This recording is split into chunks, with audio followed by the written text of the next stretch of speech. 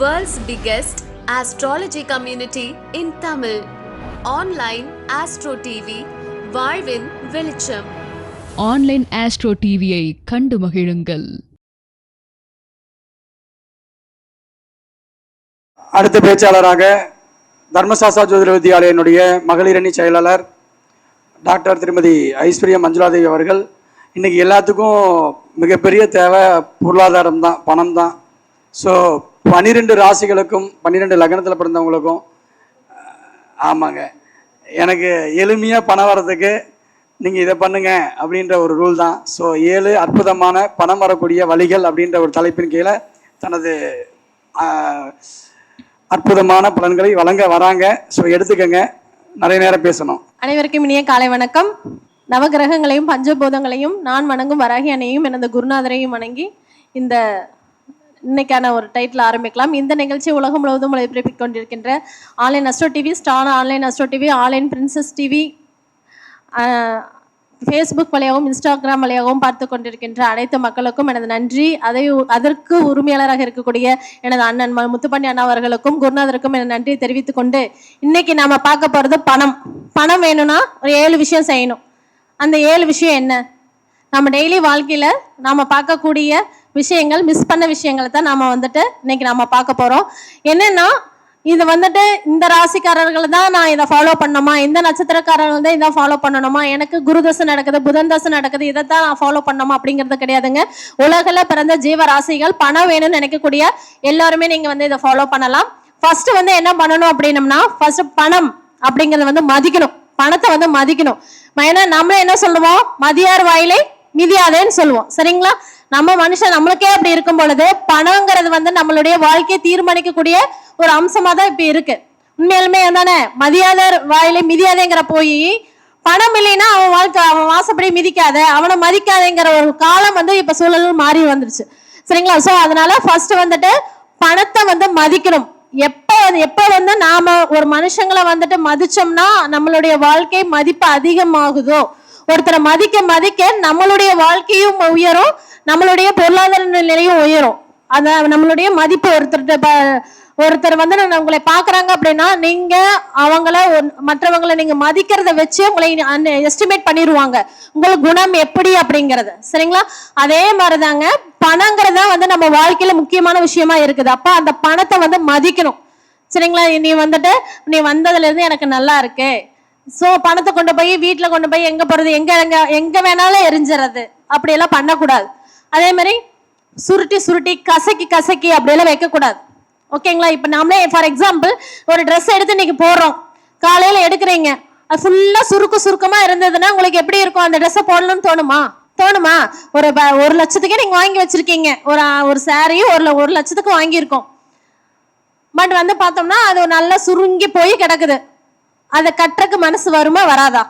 ஐயோ 1 லட்ச ரூபா போட்டு வாங்கிட்டேன்னே நீங்க அப்படியே எடுத்து கட்டிட்டு வந்துருவோமா? வேண்டாம் அப்படின்னு அதை ஒதுக்கி வச்சுட்டு ஒரு 500 ரூபாய் 1000 ரூபாய்க்கு எடுத்து சரியா கொஞ்சம் நீட்டா அழகா அயன் பண்ணி இருந்தோம்னா என்ன பண்றோம், அதை எடுத்து கட்டுறோம்.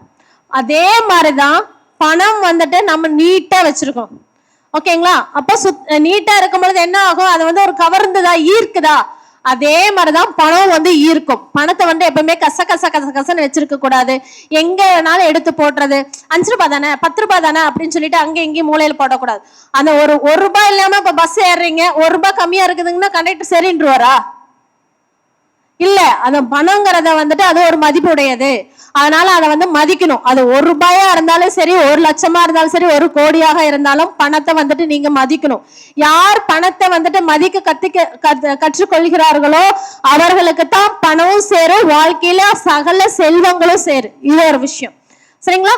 2வது பயன் என்ன அப்படின்னம்னா, மனுஷன் சந்தோஷமா வச்சுக்கணும். மனசை சந்தோஷமே இல்லாம ஏனோ பண்றோம், இன்னைக்கு வேலைக்கு போகணுமா, செய்யணுமா, பண்ணணுமா அப்படின்னா கொஸ்டின் மார்க்காவே இருந்ததுன்னா அதுக்கு எப்படி ஆன்சர் வரும்? ஒரு கொஸ்டின்னா ஆன்சர் எழுதிடலாம். ஒரு நாளைக்கு 1000 கொஸ்டின் நம்மளுக்குள்ள கேட்டுட்டா எப்படி ஆன்சர் அது கிடைக்கும்? ஃபர்ஸ்ட் நம்மளையே அந்த கொஸ்டின் கேட்கறத விட்டுட்டு நாம அது ஆன்சருக்கு நம்ம எப்ப மாறுறோமோ அப்பதான் நம்ம வாழ்க்கையில ஜெயிக்க முடியும். அப்பதான் அது வந்து பணம் வந்து உங்களுக்கு சேர ஆரம்பிக்கும். என்னால முடியும், காலையில் எந்திரிக்கிறப்பவே உடம்பே முடியலைனாலும் மனசுல இல்ல என்னால முடியும், நான் பண்ணிக்கிறேன், பாத்துக்கிறேன் அப்படின்னு சொல்லிட்டு எந்திரிச்சு அதை மூவ் ஆன் பண்ணீங்க அப்படின்னம்னா அந்த உடல் வலி எங்க இருக்குதுன்னே தெரியாம போயிடும். அந்த டேவை வந்து உங்களால நீங்க சக்சஸா நீங்க என்ன நினைச்சீங்களோ அதை வந்து செய்ய முடியும். ஸோ மனதளவுல நீங்க வந்துட்டு மகிழ்ச்சியாக இருக்கணும். ஏன்னா மன மகிழ்ச்சியாக இருந்தாலே ஆட்டோமேட்டிக்கா உடல் வந்துட்டு உங்களுக்கு சப்போர்ட் பண்ண ஆரம்பிச்சிடும். உடல் சப்போர்ட் பண்ணாதான் அந்த டேனுடைய ஒர்க்கை நீங்க பண்ண முடியும், அதுல வர இன்கம் எடுக்க முடியும், பணத்தை வந்து சேகரிக்க முடியும். ரெண்டாவது விஷயம். அதே மூணாவது விஷயம், நம்ம வந்து வெளியில போறோம், சம்பாதிக்கிறோம், வீட்டுக்கு வந்தா எப்படி இருக்கணும்? கச்ச கச்ச கச்ச கச்ச கச்ச கச்ச கச்சன்னு வீடு கிடக்குதுன்னு வச்சுக்கோங்களேன், காலே உள்ள எடுத்து வைக்க முடியல எப்படி இருக்கும்? வீட்டுக்குள்ள காலை இருந்து வேலைக்கு போயிட்டு எல்லாத்தையும் பண்ணிட்டு வரோம், வீடுக்குள்ள காலே எடுத்து வைக்க முடியல அப்படின்னா எப்படி இருக்கும்? எங்க பார்த்தாலும் அப்படி அப்படியே குப்பை போட்டு வச்சுக்குது, இங்க கிடைக்குது, ட்ரெஸ் கழட்டி போடுது, அப்படி அப்படியே கிடைக்குதுன்னா எப்படி இருக்கும்? நமக்கே வீட்டுக்கு வரணும்னு தோணுமா? இல்ல பக்கத்து கடையில் போய் ஒரு டீ குடிச்சிட்டு பக்கத்து வீட்டுக்கு போய் கொஞ்ச நேரம் இருந்துட்டு வந்துடலாம், இல்ல அப்படியே எங்க அம்மா வீட்டுக்கு போயிடலாமா அப்படின்னு தோணும். ஓகேங்களா? நமக்கே அப்படி இருக்குதுன்னா, ஆப்ஷால் மனுஷாக்கு நமக்கே அப்படி இருக்குன்னா கடவுள் எப்படி நம்ம வீட்டுக்குள்ள வருவார்? மகாலட்சுமி எப்படி நம்ம வீட்டுக்குள்ள வருவாங்க? சோ என்ன பண்ணணும்னா, எப்பவுமே நம்ம இருக்கக்கூடிய இடத்த வந்து சுத்தமாக வச்சிருக்கணும், வீட்டை வந்து சுத்தமா வச்சிருக்கணும். யார் வீட்டுல காலை மாலை இரவு வேலைகளிலும் விளக்கெறிகிறதோ, தீபம் எரிகிறதோ, வெளிச்சம் பரவுகிறதோ, ஏன்னா வெளிச்சம் பரவுற இடத்துல என்ன இருக்காது? இருள் இருக்காது. இருள்னு நெகட்டிவிட்டி ஆட்டோமேட்டிக்கா அது கிளியர் ஆயிடுச்சுன்னா என்ன ஆகும்? பாசிட்டிவிட்டி வந்து உள்ள வந்துடும். பாசிட்டிவான எனர்ஜி உள்ள வர ஆரம்பிச்சுன்னா ஆட்டோமேட்டிக்கலி நீங்க என்ன நினைக்கிறீங்களோ அது எல்லாமே வந்து உங்களுக்கு வர ஆரம்பிச்சிடும். இதுதான் சரிங்களா? அப்ப வந்து எப்ப இருக்கணும்? வீடு வந்து சுத்தமாக இருக்கணும், நல்லா வாசனையா இருக்கணும். சரிங்களா? அதுக்குதான் வந்து அந்த காலத்துல எல்லாம் வந்து அடிக்கடி வந்து ஒரு 3 மாசத்துக்கு ஒரு டைம் 6 மாசத்துக்கு ஒரு டைம் ஹோமம் பண்ணுவாங்க. ஒரு வருஷம் அட்லீஸ்ட் ஒரு வருஷத்துக்கு ஒரு டைமாவது வெள்ளை அடிப்பாங்க வீட்டுக்கெல்லாம்.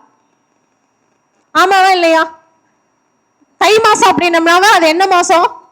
வீடு வந்துட்டு வெள்ளை அடிச்சு இருக்கிறது எல்லாத்தையும் துணியெல்லாம் வெளியில போட்டு, அது எவ்வளவு பெரிய வீடா இருந்தாலும் சின்ன வீடா இருந்தாலும் சரி அதுக்கு சுண்ணாம்பு அடிப்பாங்க. சுண்ணாம்பு அடிச்சுட்டு அதுக்கு அடுத்துதான் மஞ்சள் காப்பே கட்டுவாங்க. வீடெல்லாம் சுத்தம் பண்ண பின்னாடி தான் காப்பே கட்டுவாங்க. ஏன்னா இப்ப நம்ம அப்படி பண்றோமா? இல்ல. அது எத்தனை வருஷம் ஆனாலும் சரி, அது 10 வருஷம் பில்டிங் ஆனா இருந்தாலும் சரி, நம்ம அது பண்றது கிடையாது. அப்போ நம்மளுடைய ஏன் அதை பண்றாங்க அப்படின்னா, இயர்லி ஒன்ஸ் நம்ம கிளியர் பண்ணும்பொழுது நம்மளுடைய தாட்ஸ், நம்மளுடைய எண்ணங்கள் எல்லாம், வைப்ஸ் எல்லாம் எப்படி இருக்கும்? அந்த வீட்டுக்குள்ளேயே தான் சுத்திட்டே இருக்கும். சரிங்களா? அப்போ அது செவரை வந்து எல்லாத்தையும் அப்சர்வ் பண்ணிருக்கும், நல்லது கெட்டது எல்லாமே அப்சர்வ் பண்ணி வச்சிருக்கும். அதை மறுபடியும் ரீகரெக்ட் பண்ணணும். சரிங்களா? வெள்ளை அடிக்கும் பொழுது அது என்ன ஆகும்? அதில் இருக்கக்கூடிய நெகட்டிவிட்டி போயிட்டு பாசிட்டிவான ஒரு விஷயங்கள் இருக்கும். அந்த சுண்ணாம்புக்கு நிறைய தத்துவங்கள் இருக்கு, அதெல்லாம் இன்னொரு நாள் பார்த்துக்கலாம். சரிங்களா? அப்போ வந்துட்டு அது பாசிட்டிவான எனர்ஜியை வந்துட்டு அது எடுத்துக்கும், நம்மளுக்கும் வந்துட்டு ஒரு நல்ல ஒரு ரெஃப்ரெஷ்மெண்ட் கிடைக்கும். இப்போ புது வீட்டுக்கு போறப்ப எவ்வளவு சந்தோஷமா இருக்கிறோம். புது வீடு பெயிண்ட் அடிச்சுட்டு வீடெல்லாம் கிளீன் பண்ண பின்னாடி நம்மளுக்குள்ள எவ்வளவு சந்தோஷம் வருது. அந்த வீடு தொடச்ச அன்னைக்கு அவ்வளோ சந்தோஷமா இருக்கு, அவ்வளோ மனம் வந்துட்டு ரிலாக்ஸா இருக்கு. ஏன்னா அந்த அளவு என்ன நெகட்டிவிட்டி எல்லாம் கிளியர் ஆகி அவ்வளோ பாசிட்டிவ் எனர்ஜி இருக்குது. அதனால அட்லீஸ்ட் நம்ம வந்துட்டு ஒரு 1 years ஒன்ஸாவது வந்து வீடை வந்து பெயிண்ட் பண்ணணும். முடிஞ்ச இப்ப யாருமே சுண்ணாம்பு யூஸ் பண்றது கிடையாது. சுண்ணாம்பு யூஸ் பண்ணா பெஸ்ட். கிளிஞ்சல் சுண்ணாம்பு அப்படின்னா என்னன்னே தெரியல, சீரியஸ்லி என்னன்னே தெரியல. இப்போ 2 வாரத்துக்கு முன்னாடி கொஞ்சம் நாங்க கோயில் வெளியில போயிருந்தோம். அந்த சுண்ணாம்புனா என் குழந்தைக்கு என்னன்னே தெரியல. அப்ப போற வழியில வந்துட்டு அந்த சுண்ணாம்பு செய்வாங்களவா, அந்த இது இருந்தது, செங்கல் சூளையில இருந்தது. அந்த சுண்ணாம்பு பண்ணி கூட்டிட்டு போய் இதை பாரு, இதுதான் ஓடக்கல்லு, இதுல இருந்துதான் சுண்ணாம்பு வரும் அப்படின்னு நம்ம சொல்லி கொடுக்குறோம். ஏன்னா ஏன் இதை சொல்றேன்னா, இதை பார்த்து கொண்டு இருக்கிற பேரண்ட்ஸ் வந்து ஃபர்ஸ்ட் வந்து நாம அதை தெரிஞ்சுக்கணும். நிறைய பேரண்ட்ஸ் தெரியுமா? நிறைய பேரண்ட்ஸ் நம்ம ஏஜ்ல இருக்க கேட்டகரி இருக்கிறவங்களுக்கு நிறைய பேர் தெரிய மாட்டேங்குது. ஸோ ஃபர்ஸ்ட் நாம லேர்ன் பண்ணணும், அதை வந்து நம்ம குழந்தைகளுக்கு கற்றுக் கொடுக்கணும். ஏன்னா பழையமே தான் வந்து இப்போ புதுசாக வந்திருக்குது. இப்போ இன்ஸ்டாகிராமே எடுத்துக்கோங்களேன், பழைய விஷயங்கள் தான் இப்போ புதுசாக ட்ரெண்ட் ஆகி புதுசாக அதை பண்ணிகிட்டே இருக்கிறாங்க. அதான் என்னடா இதெல்லாமா, ஐயோ இதெல்லாமா அப்படின்னு தோணுதோ அதெல்லாம் தான் பண்ணுறாங்க. இப்போ எக்ஸாம்பிளுக்கு பழைய சாப்பாடு தண்ணி ஊற்றி வச்சு அந்த ட்ரிங்கே வந்து எவ்வளோ 300 ரூபாய்க்கு விற்கிறாங்க. ஈரோட்டில் ஒரு கடை இருக்குதுங்க, அதில் வந்துட்டு நார்மலாக நம்ம குடிக்கிற ஜூஸ் இருக்குதுல்ல, லெமன் ஜூஸ் 180 rupees. ஒரு டம்ளர் லெமன் ஜூஸ் 180 rupees, இளநீ 180 rupees, பழைய சோத்து கஞ்சி 250 ரூபா. சரிங்களா? ஸோ இங்கே எவ்வளோ ரேட்டுனா இன்னும் வெளியில நினைச்சு பாருங்க. அப்போ பழசெல்லாம் தான் வந்து புதுமையா வந்துட்டு இருக்குது. அதை நம்மளே வீட்டில் ஃபாலோ பண்ணாவே போதும். சரிங்களா? அப்போ வந்து வீட்டில் வந்து பாசிட்டிவா இருக்கணும், வீட்டில் வந்து சுத்தமா இருக்கணும், வாசமா இருக்கணும், வீட்டில் மன மகிழ்ச்சி இருக்கணும். அது வந்து 3வது திங். அதுக்கடுத்து 4வது வந்து என்ன பண்ணணும் அப்படின்னம்னா, ஃபர்ஸ்ட் பணம் ஓடுறோம். ஓகேங்களா? அதுக்கு முன்னாடி நம்ம சுத்தி இருக்கிறவங்களை வந்து எப்படி பார்த்துக்கணும்? நல்லபடியா பார்த்துக்கணும். அப்படி பார்த்துக்கல அப்படின்னம்னா உங்களுக்கு எவ்வளவு பணம் வந்தாலும் அது வந்து விரயமாக தான் போகும். பெத்தவர்கள் வந்து ஃபர்ஸ்ட் பார்த்துக்கணும். என்னன்னா நம்ம வீட்டுல இருக்கிறவங்கள பாத்துக்கவே மாட்டோம். ஏன்னா ஊர்ல இருக்கிற எல்லா சத்திரத்திலையும் போய் நம்ம சாப்பாடு போடுவோம், நோ யூஸ். சரிங்களா? ஃபர்ஸ்ட் நம்மளை சுத்தி இருக்கிறவங்க, நம்ம பேரண்ட்ஸ், நம்ம குழந்தைங்க, நம்ம சரௌண்டிங், நம்ம சொந்தக்காரர்கள், நம்மளுடைய உதவி யாருக்கு தேவையோ அவங்கள வந்து நம்ம நல்லா பார்த்துக்கிட்டோம்னாவே நம்மளுக்கு பொருளாதாரம், பணம் வந்து ஆட்டோமேட்டிக்கா மகாலட்சுமி உங்களுக்கு தேவையானது எல்லாமே கொடுக்க ஆரம்பிச்சிருவா. அதுக்கடுத்து இன்னொரு விஷயம் என்ன அப்படின்னம்னா, குருவை வந்துட்டு தரிசனம் பண்ணணும். கடவுள் நம்பிக்கை அது எந்த மதத்தினராக இருந்தாலும் அந்த மதத்தினரை உண்மையாக நேசியுங்கள். அந்த மதத்தை உண்மையா நேசியுங்க. அதுக்கான ஒரு விஷயங்கள் ப்ராப்பரா நம்ம வந்துட்டு அதை வழிபாடு பண்ணுங்க. ஏன்னா அது என்னன்னா, நம்ம ஆல்ரெடி நம்ம சொல்றதா நம்ம கடவுளா பாக்குறவங்களா நம்மளுடைய முன்னோர்கள் தான். அப்ப அவங்கள வந்துட்டு நம்ம கடவுள்ல வந்து ஏதோ ஒரு விதத்துல நீங்க டெய்லி ஒரு 5 நிமிஷம் வந்து நீங்க எனக்கு எதுவுமே நம்பிக்கை இல்லைனாலும் ஒரு 5 நிமிஷம் கண்ணை மூடி தியானம் பண்ணுங்க. அப்படி பண்ணினீங்கனாவே உங்களுடைய மனசு ஒருநிலைப்படுத்தும். உங்களுக்கு என்ன வேணுமோ அதை நினைச்சு மேனிஃபெஸ்டேஷன் பண்ணுங்க. அது ஆட்டோமேட்டிக்கா அது வந்து உங்களை கொண்டு வந்து சேர்ந்துடும். அதுக்கடுத்து தான தர்மங்கள் பண்ணணும். 6வது விஷயம் என்னன்னா, தான தர்மம் இதை மீறினது வேற எதுவுமே கிடையாது. அது யாருக்கு வேணுமோ அவங்களுக்கு தான் பண்ணணும். இப்ப என்னன்னா, சானிட்டரி ட்ரஸ்ட்ங்கிற நிறைய இதுல வந்து பாத்தீங்கன்னா இருக்கிறவங்களே கொண்டே அங்க பணத்தை போடுறாங்க. இல்லாத மக்கள் நிறைய பேர் கஷ்டப்பட்டுட்டு இருக்கிறாங்க. சோ யாருக்கு நாம கொடுத்தா அது அவங்க பயன்படுத்துவாங்கன்னு தெரிஞ்சுட்டு அது அவங்களுக்கான விஷயத்த நீங்க கொடுங்க. இருக்கிறவங்கள்ட்டே கொண்டே கொடுத்துட்டே இருந்தா அது நோ யூஸ். இப்போ நம்ம ஒரு ட்ரெஸ்ஸை டொனேட் பண்றீங்க அப்படின்னா அது அந்த ட்ரெஸ்ஸை யூஸ் பண்றவங்கள்ட்ட கொண்டு போய் டொனேட் பண்ணணும். அது இல்லாம நான் வந்து என் கர்மா கழிக்கிறேன்னு கொண்டு போய் அவன் ஒரு பில்டிங்ல வச்சிருப்பா, அவன் ஒரு 1000கணக்கான ஃபண்ட் வந்துட்டு இருக்கும், அங்கேயே கொண்டே கொடுத்தீங்கன்னா நோ யூஸ். அதனால யாருக்கு பயன்படணுமோ அவங்களுக்கு பயன்படுத்துற மாதிரி பண்ணுங்க. அன்னதானம் பண்ணுங்க. அதே மாதிரி அதே தான் இப்போ சொல்றேன், அதை வந்து அவங்க சாப்பிடணும், அவங்க அந்த நம்ம கொடுக்கறத அவங்க வந்து அனுபவிக்கணும். ஏன்னா தானத்தில் சிறந்த தானம் அன்னதானம். அதனால அன்னதானம் நிறைய பண்ணுங்க. அது பயன்படுத்தணும். வேற உங்களை நீங்க பண்றதை வந்துட்டு வேஸ்ட் பண்ணக்கூடாது. அப்படி இருக்கிற இடத்துல நீங்க பண்ணிட்டு வாங்க.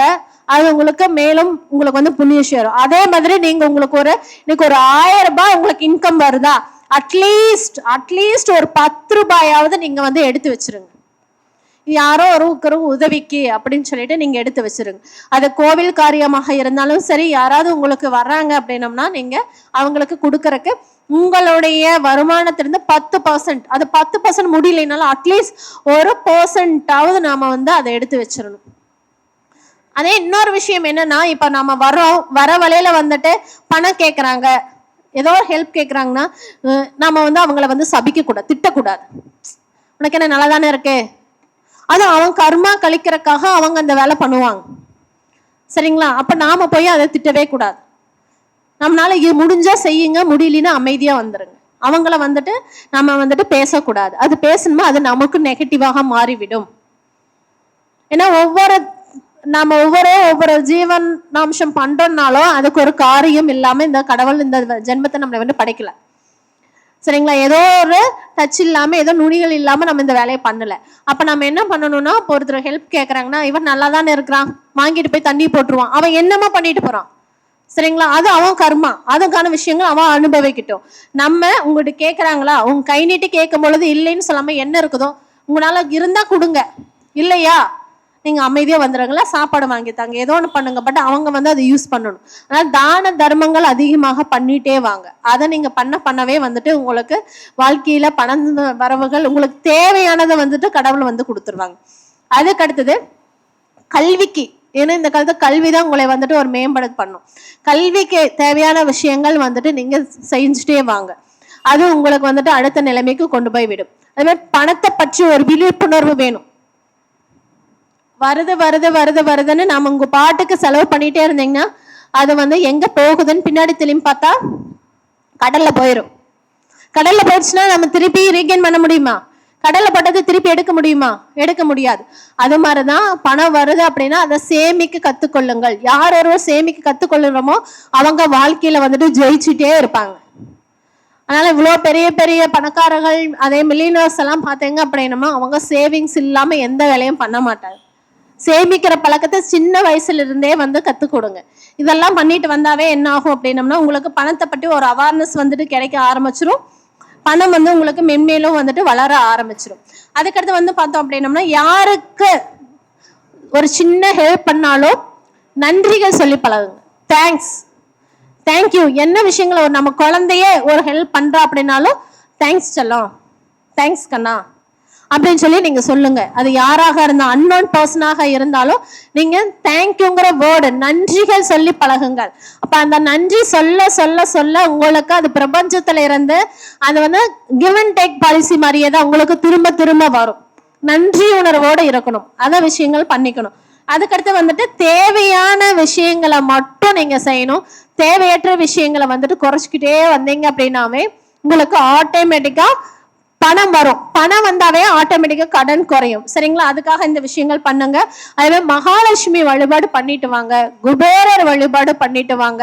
டெய்லி வந்துட்டு நம்ம வீட்டுல இருக்க பெண்கள் குழந்தைகளை வந்துட்டு நல்ல விதமாக கவனிச்சுட்டு வந்தாவே உங்களுக்கு பிரபஞ்சத்துல உங்களுக்கு என்ன தேவையோ அது தானாகவே வந்து சேர்ந்துடும். இதுதான் சூட்சுமம். கடவுள் ஏன் வந்துட்டு பெண்களை வந்து மகாலட்சுமியா இது பண்றா அப்படின்னா, அவதான் வந்துட்டு இருக்கிறத சேமிச்சு வைப்பான். பெண் கையில கொடுத்து வாங்கின வரைக்கும் குடும்பம் வந்து நல்லா இருந்ததுன்னு சொல்லுவாங்க பெரியவாங்க. ஏன்னா அவங்ககிட்ட கொடுத்தோம்னாவே, நீங்க இன்னைக்கு 10 ரூபாய் கொடுத்தீங்கன்னாவே 8 ரூபாய் கொடுத்து 2 ரூபாய் கொண்டு சேவிங்ஸ்ல கொண்டு போய் வச்சிருவாங்க. அந்த சேமிக்கும் தன்மை ஆட்டோமேட்டிக்காகவே இருக்கும். அதனால யார் ஒருவர் இப்போ வீட்டில் இருக்கும் முதல்ல வந்து வீட்டில் இருக்கிறவங்கள மதிங்க. பெண் கணவனாக இருந்தால் மனைவியா இருந்தால் கணவனை மதிங்க.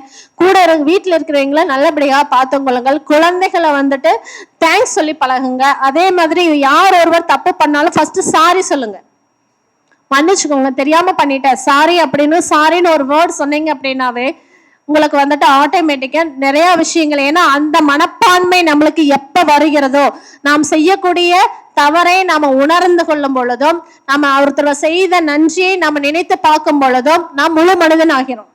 அப்போ அந்த சூழல்கள் வரும் பொழுதும் ஆட்டோமேட்டிக்கா உங்களுக்கு தேவையானது உங்களை தேடி வரும். ஒரு ஆர்டிகல்ஸ் பார்த்தேன்,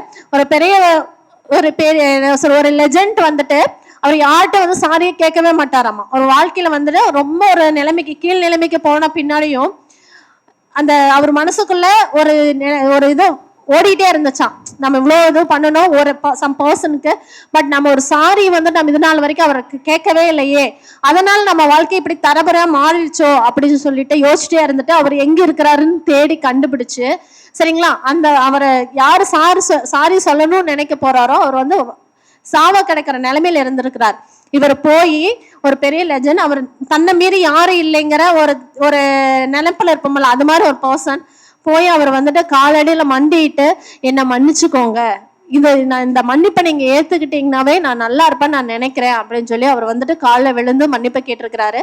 அந்த மன்னிப்பை வந்துட்டு அவரால் அந்த ஏன்னா அவர் வந்துட்டு ரொம்ப முடியாத நிலைமையில இருக்கும் பொழுது இப்படின்னாவே என்னன்னு அர்த்தம், நம்மளை வந்துட்டு ஓகே நான் உன்னை வந்து மன்னிச்சிட்டேன் அப்படின்னு அர்த்தம் இப்படின்னு சொல்லி அவர் ஆசீர்வாதம் பண்ணினாராமா.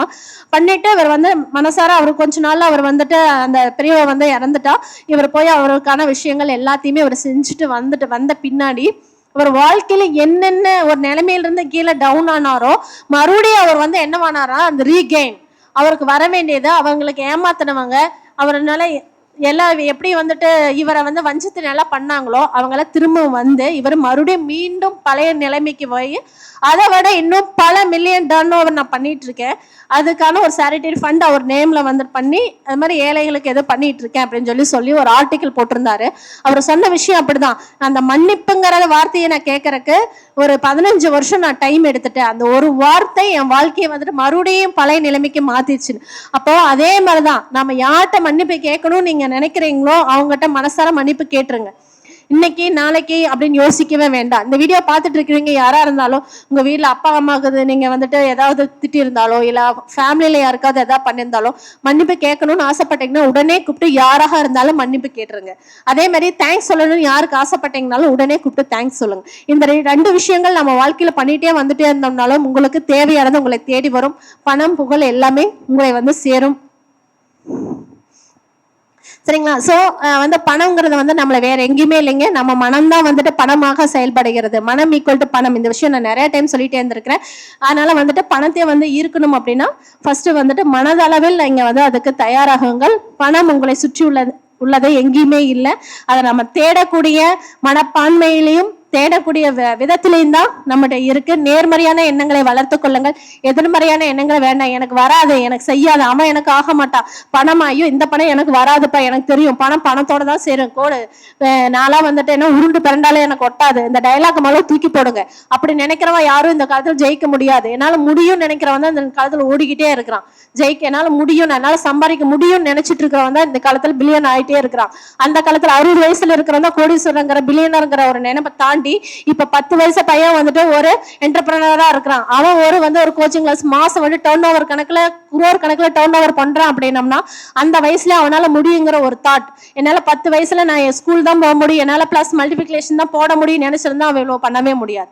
அதே மாதிரிதான் வயசு வந்துட்டு ஒரு விஷயமே கிடையாது, நம்ம நினைப்பெல்லாம் இருக்குது நம்ம வாழ்க்கையில ஜெயிக்கிறது. சோ எல்லாத்தையும் உடைச்சிருங்க. நம்ம வந்து பணங்கிறது வந்து நம்மளை சுத்தி தான் இருக்குது, நம்ம எண்ணத்தை மாற்றினால் நம் பணம் வந்து நம்மளை வந்து சேரும் என கூறி எனக்கு இந்த வாய்ப்பளித்த அனைவருக்கும் நன்றியை தெரிவித்துக் கொள்கின்றேன். வருகின்ற புதன்கிழமை வந்து 17ஆம் தேதி வந்து லால்கிதா எளிய பரிகாரங்கள் வகுப்பு நம்ம போட்டிருக்கோங்க. அந்த 3 நாள் வகுப்பு 555 தான் ஃபீஸ். இந்த வகுப்பில் நீங்க சேர விரும்புவீங்க, என்னுடைய நம்பரை நீங்க தொடர்பு கொள்ளுங்க. என் பேர் ஐஸ்வர்யா மஞ்சுளா தேவி, ஈரோடு. 8072841651 8072841651. தேங்க்யூ. பணம் எங்கே இல்லை, உங்கள் மனசை மாற்றினா தான் பணம் கிடைக்கும் அப்படின்றத வந்து எளிமையாக புரிகிற மாதிரி ஓகே இன்னைக்கு இருக்கக்கூடிய ட்ரெண்டிங் அப்படின்ற ஒரு விஷயத்தில் தனக்கே உரிய பாணியில் மிக சிறப்பாக வியப்பாக சொல்லிய நமது ஐஸ்வர்யா மஞ்சுளா தேவி அவர்களுக்கு இப்பொழுது பொன்னாடை போட்டு சிறப்பு கௌரவம் செலுத்துகிறோம். அனைவரும் உற்சாகப்படுத்துமாறு அன்புடன் கேட்டுக்கொள்கிறேன்.